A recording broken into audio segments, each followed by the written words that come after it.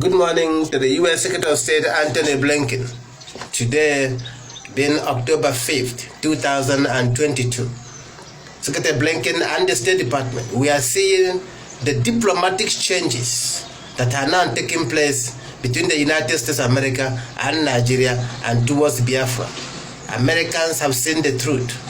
The 42nd President of the United States of America, President William Jefferson Clinton, 1993 to 2001, has now come out openly to declare that America fought against Biafra between 1967 to 1970, and that it was a wrong war, that America was deceived by the British government to fight against Biafra.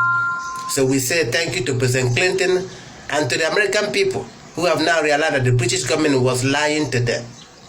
So Secretary Blinken and the State Department, most of you served under President Clinton when there was America's political blockade against Biafra.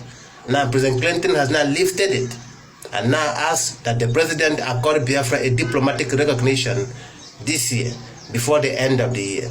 We are grateful to the American people. We are grateful to President Clinton, to President Biden, President Trump, President Obama, President Bush, and all those who have worked for justice in America.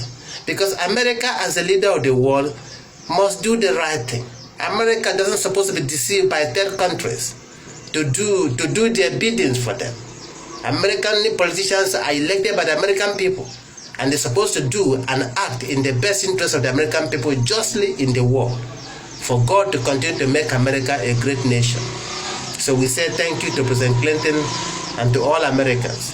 Now the president, 2 months ago, the president is going to announce the diplomatic recognition of Biafra to end the ongoing killings of our people, to end the genocide, the insecurity against Biafran people since 1914. Biafra was given the name Biafra by the Americans in the early 1600s. It wasn't the British. It was just an unfortunate amalgamation by the Church of Scotland, a British-Scottish missionary called Mary Celesta, who came and deceived us into amalgamation with Muslims of northern Nigeria. We had nothing in them. It was imposed on us. And that's why President Clinton says now that the Biafrans doesn't need to be bound against their wish, against their will, to remain part of a Nigeria where they are not wanted or where they are being killed and murdered and massacred every day. That is now time for America to support the independence of Biafra.